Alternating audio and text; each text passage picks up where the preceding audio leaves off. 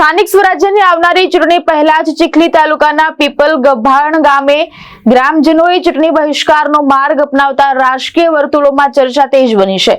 ગામમાં ચૂંટણી બહિષ્કારના બેનરો લગાવવામાં આવતા વિકાસના દાવાઓ સામે સવાલો ઉભા થઈ રહ્યા છે।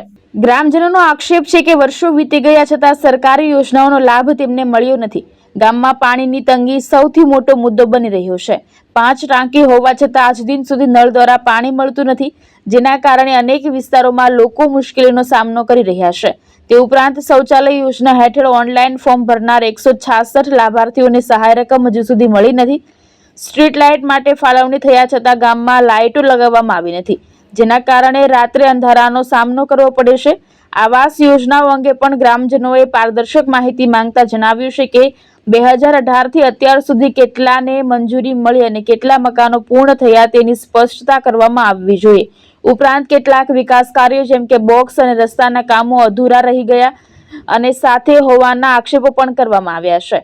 આ તમામ સમસ્યાઓને લઈને ગ્રામજનોએ 10 મુદ્દાની માંગણી સાથે ચૂંટણી બહિષ્કારનો નિર્ણય જાહેર કર્યો છે। વિકાસના દાવા માત્ર કાગળ પર છે એવો આક્ષેપ કરતા ગ્રામજનો સ્પષ્ટ સંદેશ આપ્યો છે કે સમસ્યાઓનું નિરાકરણ નહીં આવે ત્યાં સુધી મતદાનથી દૂર રહેશે। ચૂંટણી પૂર્વે ઉભા થયેલા વિરોધને કારણે સ્થાનિક તંત્ર માટે ચિંતાનો વિષય ઉભો થયો છે, જ્યારે શાસક પક્ષ માટે પણ આ સ્થિતિ પડકારરૂપ બની છે। ભદ્રેશ રાણા, દ્રષ્ટિકોણ ન્યૂઝ, નવસારી।